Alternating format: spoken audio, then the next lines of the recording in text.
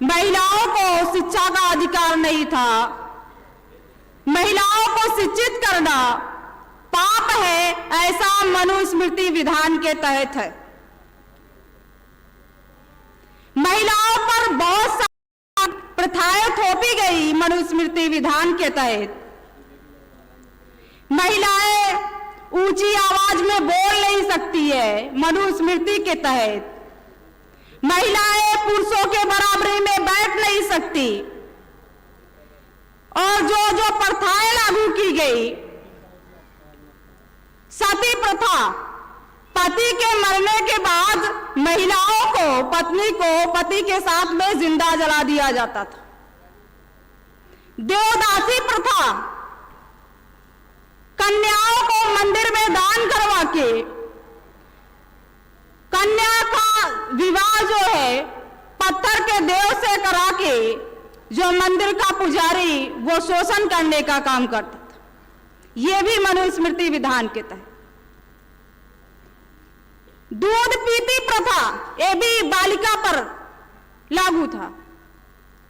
लड़कियों को दूध में डुबो के मार दिया जाता था। यह जो विषमता पर आधारित मनुस्मृति विधान था, डॉक्टर बाबा साहब अम्बेडकर ने उस मनुस्मृति विधान को 25 दिसंबर 1927 को जलाया और इक्वलिटी बिफोर लॉ पर आधारित भारतीय संविधान हमें दिया। आज हमें माइक पर बोलने का अधिकार है, हम पुरुषों के बराबरी में बैठ सकते हैं, ऐसा संविधान डॉक्टर बाबा साहब अम्बेडकर ने दिया। साथियों, लोकतंत्र बना लोगों से, लेकिन लोगों की समस्याओं का समाधान क्यों नहीं हो रहा? क्या वजह? साथियों, जब दुनिया में लोकतंत्र नहीं आया था तो राजतांत्रिक व्यवस्था हुआ करती थी। दुनिया की बात करें तो राजतांत्रिक व्यवस्था हुआ करती थी। उस राजतांत्रिक व्यवस्था में राजा ही सर्वे सर्वा होता था। राजा ही क्या करता था? राजा ही कानून बनाने का काम करता था। कानून बनाने का काम राजा के ही नियंत्रण में होता था। राजा ही बनाने का काम करता था और राजा ही कानून को लागू करता था। और लागू ये कानून को राजा के द्वारा ही वो न्याय देने का काम किया जाता था।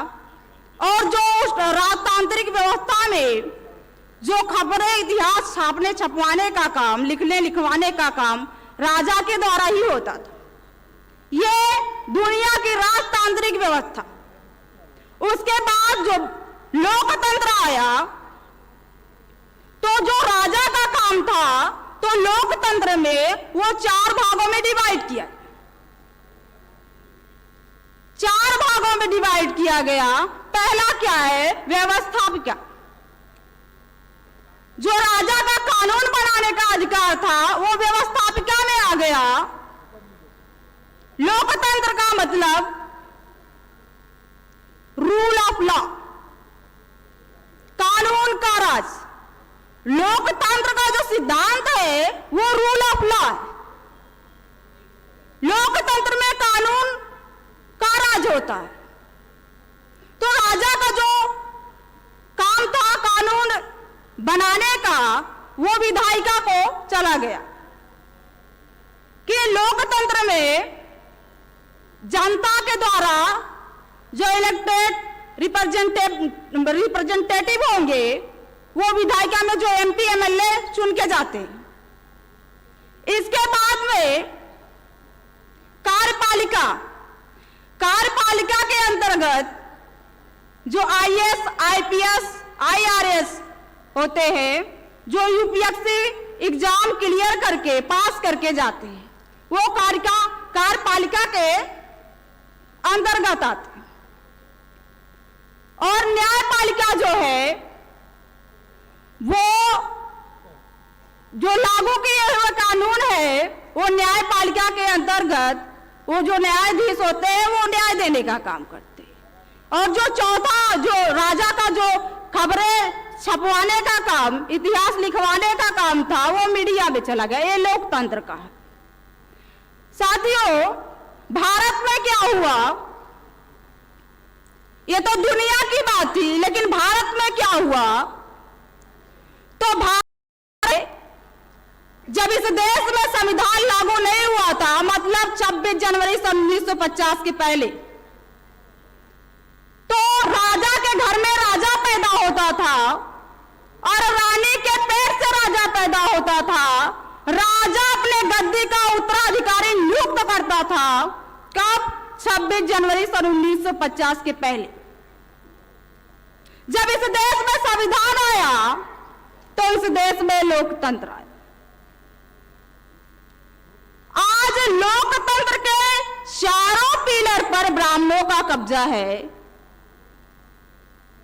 ईवीएम से जो है एमपी एमएलए चुन करके जा रहे हैं, जनता के द्वारा, जनता के चुने हुए एमपी एमएलए नहीं है।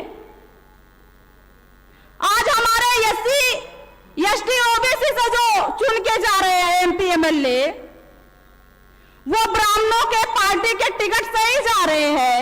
इसलिए जो विधायिका है लोकतंत्र का, भारत का, उस पे ब्राह्मणों का कब्जा है। कार्यपालिका में जो है वो 79% ब्राह्मणों का कब्जा है। न्यायपालिका जो है, अपर जुडिशरी और लोअर जुडिशरी की बात की जाए तो अपर जुडिशरी में ये सुप्रीम कोर्ट अपर जुडिशरी में है। लोअर जुडिशरी जो है वो हाई कोर्ट है। हाई कोर्ट में जो है 360 जजेज है, सारे के सारे ब्राह्मण हैं। और जो सुप्रीम कोर्ट है, सुप्रीम कोर्ट में जो जजेज है 28 जजेज है, वो सारे के सारे ब्राह्मण। तो अभी वो न्याय क्या देने का काम कर रहे हैं? अंग्रेज कहते थे कि Brahmans have no judicious character, ब्राह्मणों में न्यायिक चरित्र नहीं है। लेकिन आज भारत में न्यायपालिका में ब्राह्मण ही न्याय देने का काम कर रहे हैं। क्या न्याय दे रहे हैं? न्याय दे रहे हैं जो रेपिस्ट है, रेपिस्ट जो है वो लोकतंत्र के तहत अपराधी है, लेकिन अगर ब्राह्मण रेपिस्ट है तो संस्कारी बताया जा रहा है। इस प्रकार से भारत जो न्यायपालिका है न्याय देने का काम कर रही है। वैसे मीडिया जो है, मीडिया पर भी 4 प्रकार की मीडिया है, उसमें ब्राह्मणों का कब्जा है।